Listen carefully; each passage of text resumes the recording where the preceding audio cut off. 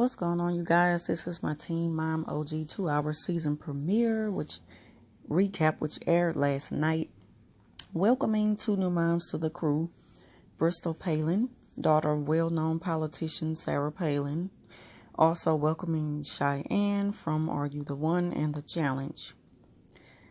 Macy and husband Taylor are back, along with Caitlin and Tyler. Also, let's not forget Amber to return to the show, welcoming new addition.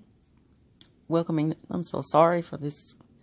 I don't know what's going on. I just can't get my words out, but I did have to jot down a few notes because it's a lot to kind of keep up with the two new members to the crew.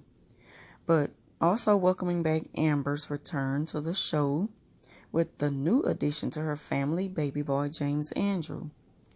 Now, last season, the crew decided to part ways with longtime member Farrah Abraham after a long time off and on debate whether she should even be on the show due to her involvement with Playboy. Now, this is just going to be a recap of everything, so I'm going to try not to make it too lengthy. At the same time, I'll try not to leave anything out. It starts off with Macy and Taylor as they're discussing Ryan. Apparently, Taylor and Ryan had some kind of off and on altercation on social media, either texting. I'm sorry that I don't remember the full details. But whatever happened, Ryan felt the need to threaten Taylor by putting a gun to his head. Like, what the hell? Any sympathy I ever had for Ryan, I don't have any sympathy for him no more and his struggles with whatever. Because once you decide to become a violent person, I don't know. I just lose all hope for you. Like, he really needs to seek long-term help. Because, I don't know, something has happened to his brain after being addicted so long to drugs or alcohol or whatever it is. So, up next is Bristol Palin and husband Dakota. Bristol's husband has served in the military, and he's new to me. I never heard of Bristol Palin's husband. I didn't know any of these things until last night's episode. So apparently he deals with PTSD, and she's out of town for the moment. I think she's going to her sister's bachelorette party. And she brings up the reason why she felt that it was important for her to join the crew to get her story out, because her life was nowhere near perfect. She even used to watch the show at one time, and she can relate to a lot of the situations the girls were going through as a young teen mom herself. So, Tyler and Nova, they are preparing for the day. Caitlin is not in the home at the moment because she left to go to rehab for people who's dealing with depression and anxiety. And this is kind of where the show ended off last season with Caitlin, in a heartbreaking scene when her and Tyler said their goodbyes for the moment while she went off to rehab for dealing with depression. But she came back from rehab and she mentioned that it really didn't change anything. She really was still going through anxiety and depression. So she decided to return back to the rehab. And it is just now taking a toll on Tyler, because now he's left alone again to parent Nova by himself. And just being a single parent and husband, he just feels alone in a marriage, and he's struggling with Caitlin's condition, and it's clearly starting to take a toll on him. So now back to Cheyenne and her situation, co-parenting with ex-boyfriend Corey, who seems to believe, even though him and Cheyenne are no longer together, that they have a close relationship. And if you don't really know the couple, because I don't really know them, I'll get to know them throughout the show, throughout the season, you'll mistake them for being in a relationship, because that's kind of the image that Cheyenne is giving off. So it's like you'll find out more as the season, pass on. So Corey is out playing with the guys, playing basketball. He mentions that he want to go get a DNA test. Now I'm thinking, this just then completely threw me off, because at this point, he's probably just doing everything he can to get under Cheyenne's skin, because she don't want to be with him completely and make it official at this point. And also, he don't like the fact that she's with Zach now. I guess he figured that she just moved on so fast after they had their little moment of, off and on. She just went on ahead and called it a quits with him. And then she got with her new little boo, Zach. So, at some point or another, Cheyenne, it's just like she gives off this impression that she can do whatever she want to do. She can see both of them, at the same time. Like she's kind of being a little player or whatever. But in the back of Corey's head, he feels confident enough for knowing that they're going to end up getting back together. So, I don't know. We'll see. Also, he just can't stand the fact of knowing that Zach lives in a home with Cheyenne and his daughter. Now, in my humble opinion, if a man is completely over the woman who he's been with, even if he got a child with her, I don't think that it would even matter much the fact that she's living with another man, especially if he's a good guy, he's a good stand-up guy, and he's good with the child. That should be the only thing that matters. But I guess Corey don't see it that way, so.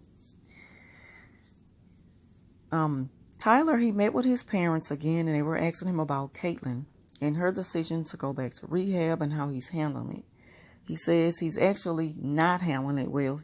He's just keeping his feelings and emotions bottled up inside. So they told him to open up about his feelings about it because they don't understand how Kate can just leave her family. They feel like she's not really dealing with it. She's just taking a break like a vacation. And they even feel like she's kind of using her excuse of having depression and anxiety just to take her away, just to take off and get away from the family for a while. And it's taking a toll on him to the point where he's just feeling empty and he's feeling a bit uncompassionate towards whatever it is she's struggling with. He also mentioned that he himself is feeling so drained of the whole situation that he's deciding to seek therapy. And he feel like he's just losing himself. So once he met with his therapist, he immediately began to just cry. And it just does something to me to see Tyler cry because I always had a soft spot for him in Caitlin's situation, dealing with, her struggles with anxiety and depression. And I just want to see them be the happy family that I know they can be once they get over this. So Macy and Taylor decided to go ahead and file a restraining order against Ryan after his threats to Taylor of putting a gun to his head. So they were granted this restraining order with a few conditions I'm not quite sure of, but so don't quote me on any of this. But usually no matter what happens in court with Macy and Ryan, even if the judgment seems to be fair, Macy, she always seemed to have a problem with it because she got this thing about her to be in full control of the parenting situation. Now, I can see her feeling this way about Ryan due to the circumstances of him and heavy influence of drugs and alcohol has just been taking over his life. And we've seen it play out over the last few seasons. The scene with Ryan behind the wheel and he's falling asleep. And I mean, that just gave me chills at that moment. Like, we see this on TV and it's playing out that this dude, he clearly needed help.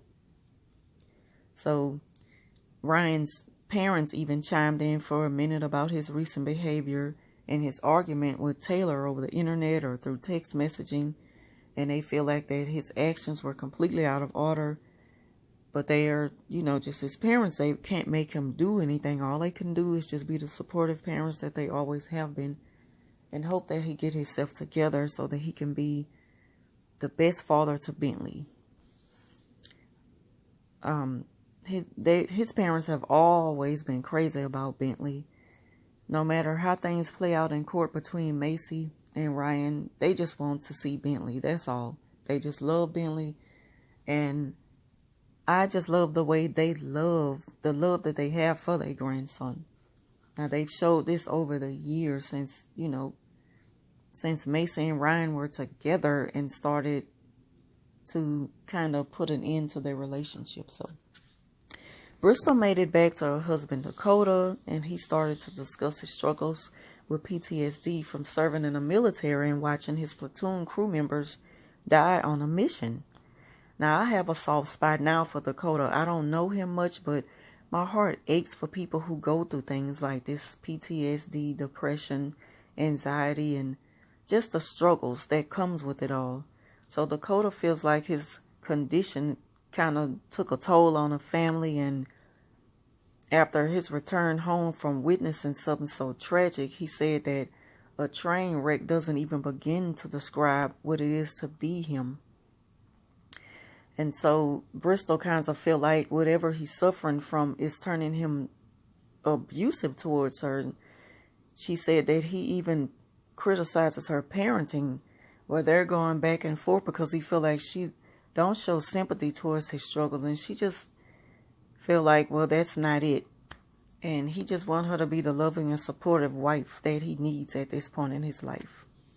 So this kind of concludes last night's recap of Teen Mom OG. Actually, it was an hour and a half, although the season premiere listing as 2 hours.